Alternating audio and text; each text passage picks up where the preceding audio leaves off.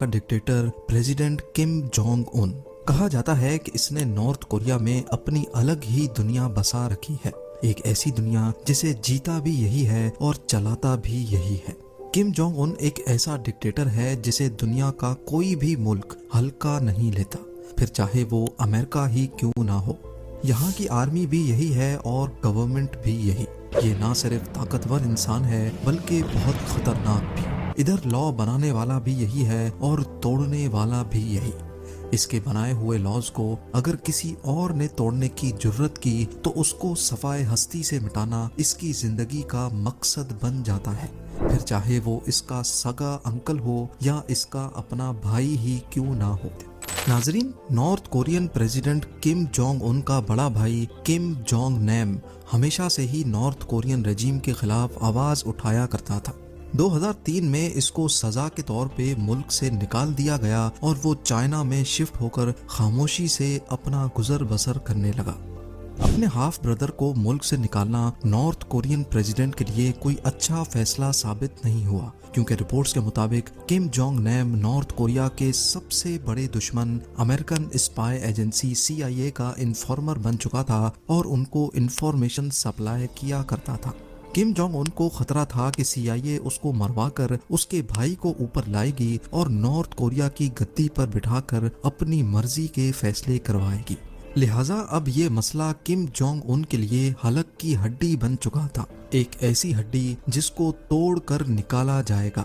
फरवरी 13, 2017 को किम Jong NAM Kuala Lumpur से Macau जाने के लिए कुआलालंपुर इंटरनेशनल एयरपोर्ट में दाखिल हुए। उनको इस बात का बिल्कुल भी इल्म नहीं था कि हथियारों का एक ग्रुप पहले से उनका एयरपोर्ट पर इंतजार कर रहा है। इस काम को अंजाम देने के लिए बहुत आला दर्जे की प्लानिंग की गई, जैसा कि मूवीज में देखी जाती है।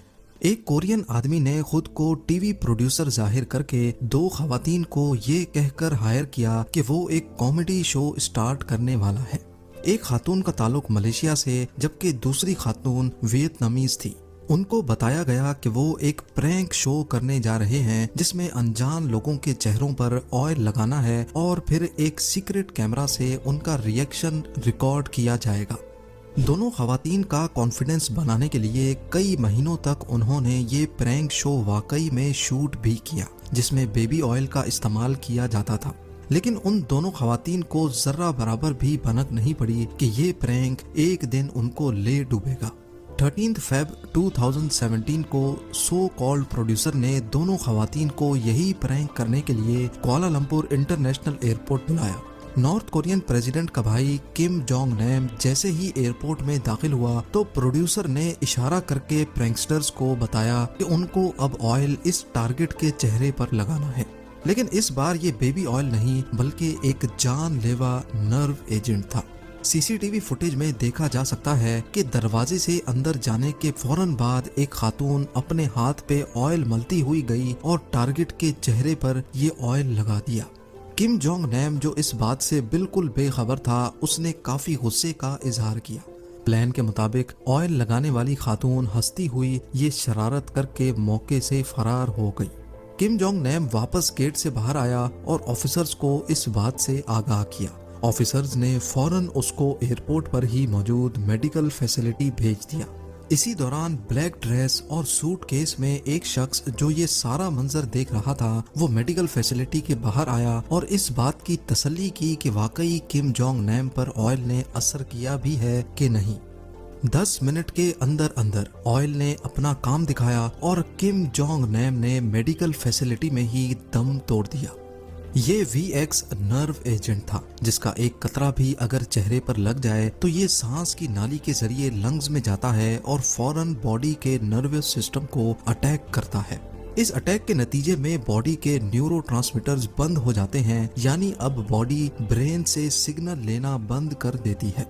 एक्सपर्ट्स का कहना है कि अगर नर्व एजेंट चेहरे या नाक के करीब लगाया जाए तो इंसान की जिंदगी का काउंट डाउन टाइमर स्टार्ट हो जाता है। इस परफेक्ट प्लान को अंजाम देने के पीछे कई किरदार थे जो एयरपोर्ट पर ही मौजूद थे। एक केमिकल स्पेशलिस्ट था जिसने खवातीन के हाथ पे लगे नर्व एजेंट को न्यूट्रलाइज किया। ड्राइवर था जिसने खवातीन को वहां से भगा दिया और चंद और किरदार भी थे जो लम्हा बलम्हा इस वाक़े की रिपोर्ट कहीं और भेज रहे थे। इस वाक़े के बाद मलेशियन पुलिस हरकत में आई और दोनों खवातीन को अरेस्ट कर लिया गया। उन दोनों को जब बताया गया कि उनके प्रैंक की वजह से नॉर्थ कोरियन प्रेसिडेंट के भाई की मौत हो गई है तो उनके पैरों तले जैसे जमीन ही खिसक गई। उन्होंने जब अपने सो कॉल्ड प्रोड्यूसर को कॉल लगाई तो तब तक बहुत देर हो चुकी थी। पुलिस का कहना है कि इस प्लान में 4 लोग इन्वॉल्व थे जिन्होंने मलेशिया में नॉर्थ कोरियन एम्बेसी में पनाह ले रखी थी और मर्डर के फौरन बाद वो यहाँ से प्री बुक्ड फ्लाइट से जकार्ता, दुबई और व्लादिवोस्टॉक के बाद सीधा नॉर्थ कोरियन कैपिटल प्योंगयांग भाग गए। ड्राइवर, केमिस्ट और दोनों खवातीन जिनको इस्तेमाल किया गया था उनको 2 साल जेल में रखने के बाद मलेशियन पुलिस ने रिहा कर दिया। इस प्लान्ड मर्डर की तमाम कड़ियां घूम फिर कर मरने वाले के भाई और north Korean president Kim Jong Un की तरफ जाती हैं। नॉर्थ कोरिया पर किम फैमिली पिछले 80 सालों से वायलेंस और टेरर के दम पर राज कर रही है। यहाँ किम जोंग उन की पावर इतनी फैली हुई है कि नॉर्थ कोरिया में एक परिंदा भी अपनी मर्जी से पर नहीं मार सकता। यहाँ सिर्फ पैसा उनके पास है जो प्रेसिडेंट के साथ खड़े हैं। लोकल पॉपुलेशन को कंट्रोल में रखने के लिए उनको गुलाम बनाकर काम करवाया जाता है और अगर किसी ने गलती से भी आवाज उठाने की कोशिश की या प्रेसिडेंट के खिलाफ एक अल्फाज भी बोला तो उसकी सजा मौत से भी बढ़कर है। यही वजह है कि नॉर्थ कोरिया में 60% लोग पॉवर्टी यानी गरीबी में रहते हैं। यहाँ रोड्स हैं लेकिन उस पर गाड़ियाँ नहीं चलती क्योंकि लोगों के पास कार्स खरीदने के पैसे ही नहीं हैं। यहाँ ना तो फेसबुक है, ना व्हाट्सएप और ना ही यूट्यूब। सोशल मीडिया का तो कोई कॉन्सेप्ट ही नहीं है, यानी यहाँ इंटरनेट की डेफिनेशन ही अलग है। अव्वल तो यहाँ कोई टूरिस्ट जाना पसंद ही नहीं करता, लेकिन अगर कोई फिर भी जाना चाहे तो नॉर्थ कोरिया में एंटर होने से पहले उसकी कड़ी जांच और चेकिंग की जाती है। टूरिस्ट के फोन में एक एक फोटो तक चेक की जाती है। नॉर्थ कोरिया का बुरा इमेज अगर किसी फोटो में भी पाया गया तो पूरे फोन को जब्त कर लिया जाता है। नॉर्थ कोरिया में फॉरेन मूवीज और सॉन्ग्स सुनने पर सख्त पाबंदी है। नॉर्थ कोरिया में रहकर इंटरनेशनल कॉल्स करना भी एक क्राइम है। 2007 में एक बिजनेसमैन को भरे मजमे में तब मार दिया गया जब उसने अपने सीक्रेट फोन से इंटरनेशनल कॉल की थी। North Korean dictator Kim Jong Un की किसी भी तरीके से बात ना मानना और मीटिंग में उसके सामने सो जाना ऑफिशियल्स को सख्त सजा भी दिला सकता है। एक मीटिंग के दौरान जब डिफेंस मिनिस्टर को नींद का झोंका आया तो सबके सामने उसको मौत के घाट उतार दिया गया।